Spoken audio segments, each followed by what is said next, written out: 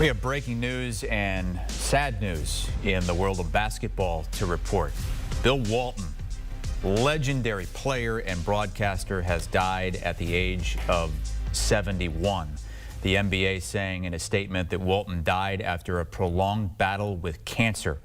He emerged as a dominant force under John Wooden at UCLA, winning a couple of national championships and 3 National Player of the Year awards, and then a couple NBA titles as well. Adam Silver, in a statement from the commissioner's desk, Bill Walton was truly one of a kind.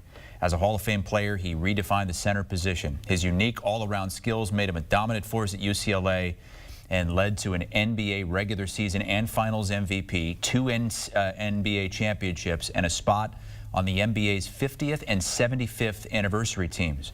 Bill then translated his infectious enthusiasm and love for the game to broadcasting, where he delivered insightful and colorful commentary which entertained generations of basketball fans. But what I will remember most about him was his zest for life. He was a regular presence at league events, always upbeat, smiling ear to ear, and looking to share his wisdom and warmth. I treasured our close friendship, envied his boundless energy, and admired the time he took with every person he encountered. Statement from Adam Silver on the passing of Bill Walton at the age of 71, and a very shocking announcement today from the NBA. Let's bring in our NBA insider, Bill Ryder, who has crossed paths with Bill Walton many times. A lot of us are surprised because we didn't even know that he was sick, let alone this sick, working games all the way through the NCAA season, and that just kind of speaks to who he was as a person and a professional, right? Yeah, his love for the game and his love for life. I mean, it is hard to get my mind, Chris, around the fact that I'm not going to see him at various NBA events, that we're not going to see him as a broadcaster. This is a guy, as you know, and Adam Silver said that so perfectly, whose love for life might have been the only thing that overwhelmed his love for basketball. And to be around him, he was just such a joyous, happy, funny, interesting guy who loved the game, who loved people. It is such a loss for the sport. It is such a loss just in general for what a human being he was. And I'm with you. Shock is, still the only sort of word that I think properly describes trying to process that Bill Walton is gone.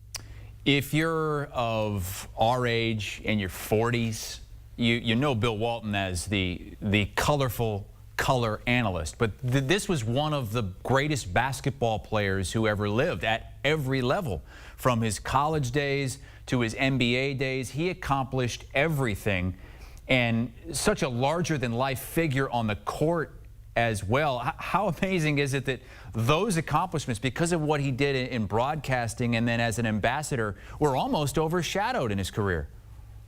Yeah, I mean, he may be the greatest basketball ambassador in the history of the sport for all the reasons that you said. His greatness, his kindness. He could have defined college basketball, and that would have been a career that would have lived on. He could have defined NBA excellence for what he did professionally, and that's a career that would have lived on. And you're right. Then he moves on to broadcasting, and the enthusiasm and the happiness and the love that he had for life and for the sport, he just channeled all of that into those games, whether it was a Pac-12 game, whatever he was doing. Every ounce of his love for the game and his success over his career, whether it was college or NBA, came out in his conversations, in his broadcasting career. You're right. It is an astounding reality that he defines basketball for so many people, depending on how you saw him, how you knew him, when you rooted for him. At every step of this game that we talk about, that I love, that we love, basketball, Bill Walton was a defining piece of it. Kind of seemed like a character on TV. I mean, he could take over a game, especially a college basketball game, and you were more interested in what he was saying than what was going on the court. Having met him many times, was that a character or was that just him? No, that was him. That's who he was. And, I think the people that connect the most with he wouldn't have known my name, but he would have been so generous and kind and funny because, Chris, there was an authenticity to who this guy was. And it's not always true in the business that we're in. But with this guy, the person you saw on TV, is the person you would bump into at an NBA game. You would bump into at the Kansas City College Basketball Hall of Fame, where I got to spend a lot of time with him. You would bump into at an airport, which happened a few times, and just his infectious joy for people, it was real. He was funny, he was hilarious, he was interesting. Everything we saw in those broadcasts and his unique way of seeing the world, that did not stop when the cameras were off. That's who he was, and I think it's part of the reason, like me, every person that ever had the good fortune to be around him a couple times, a handful of times, many times, were moved by that experience because he was a moving and wonderful human being. A color analyst for 3 decades, calling some of the biggest games. I mean, back 20, 25 years ago, he was doing NBA games on NBC and the playoffs and the finals. And before that, he was winning championships with the Celtics and the Blazers. He was an MVP of the regular season, an MVP of the finals. He won every award in college basketball, part of an 88-game winning streak at UCLA, all those things. And, oh yeah, the Grateful Dead thing and all the music and all the stuff he loved away from the court. So how will Bill Walton be remembered?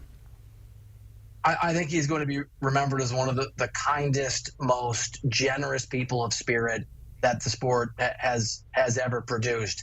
And I think he's going to be remembered for the uniqueness with which he didn't just see the world, but shared it. You're right.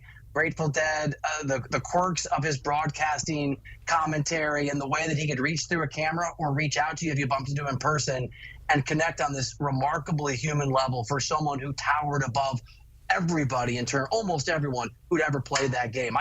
We, in what we do for a living, are around the Michael Jordans and the LeBron James and all these people, and they're nice people.